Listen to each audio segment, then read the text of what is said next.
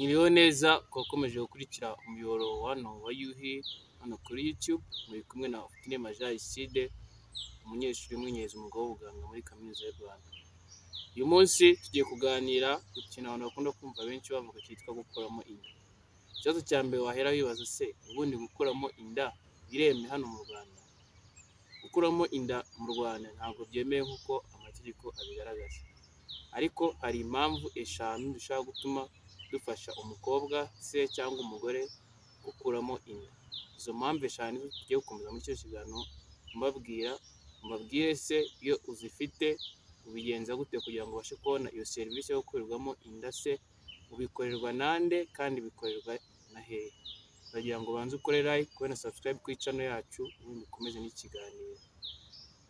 Ubu ni nk'uko natangiye mbivuga, gukuramo inda mu Rwanda ntabwo byemewe, ariko hari impamvu zigera muri eshanu amategeko y'u Rwanda yashyizeho zishobora gutuma twe nk'abaganga dukuramo umuntu inda. Impamvu ya mbere ni ukuba uri umuntu ukifite imyaka mike cyangwa se uri mutoya ufite imyaka iri munsi ya 18. Umuntu wese ufite imyaka iri munsi ya 18 twemera ko ari umuntu uba utarakura ngo abashe kuba yabasha kwita ku mwana cyangwa se agira inshingano zashobora kumuha ubushobozi bwo kwita ku rubyaro rwe. Niyo mpamvu iyo umuntu ufite imyaka iri munsi ya 18 twise, kubera ko wenda bamufashe ku ngufu cyangwa se yabyumvikanye n'undi, afite uburenganzira bw'uko ashobora gukorerwamo iyo inda kwa muganga, ariko ukabanza ugaca mu nzira zabigenewe, kuko umuntu ufite imyaka 18 iyo cyangwa se munsi yayo ishaka gukuramo inda agomba kuzana icyemezo kwa muganga kigaragaza ko ufite imyaka iri munsi y'aho ngaho, icyemezo cy'amavuko. Ubundi niba wafashwe ku ngufu ugaca no ku Isange One Stop Center bakabasha kugufasha kugira ngo uhabwe iyo serivisi. Rero umuntu wese uri munsi y'imyaka 18 ushaka gukuramo inda arabyemerewe, kubera ko itegeko ry'u Rwanda rigaragaza ko aba ataragira ubushobozi bwo kuba yakwita ku mwana. Ikindi kintu cya kabiri gishobora gutuma umuntu tumukuramo inda harimo kuba yafashwe ku ngufu nk'uko nabivuze. Aha ngaho ntabwo bigendera ku myaka ufite, waba uri muto waba uri mukuru, kurumva inda uba wasamye ntabwo wabagizemo uruhare, nta nubwo wari uyiteguye, nta nubwo wayishakaga.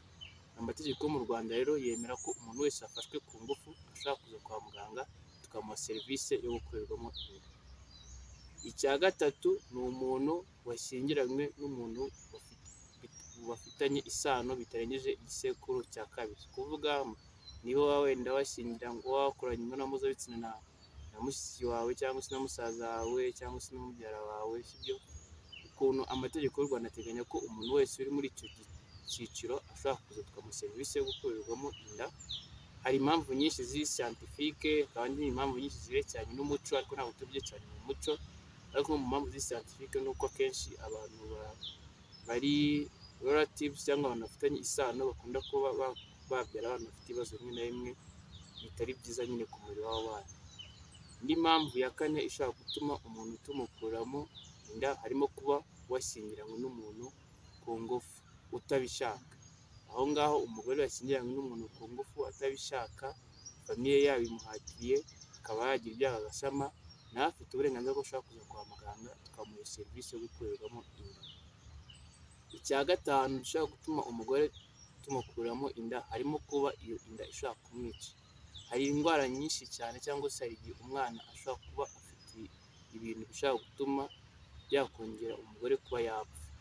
Nk'urugero nk'abana bashobora kuba bari banini cyane, cyangwa se twabona kuvuka bizateza ibibazo ku buryo umugore ashobora kuba yagira n'ibyago byo gupfa. Aho ngaho iyo umugore abishaka kwa muganga tukabona biri kumwongera ibyago by'uko ashobora kuba yapfa, cyangwa se tukabona igihe umugore turamutse tutabimukuriyemo iyo inda izamwica, muganga ashobora kubikugiramo inama tukaba twabasha kubikuramo inda. Tumaze kumva hamwe rero impamvu ishobora gutuma hano mu Rwanda dukuramo umukobwa cyangwa se umugore inda, tugiye kurebera hamwe noneho ese ubundi ninde ukuramo inda, kandi se inda ikurirwamo hehe?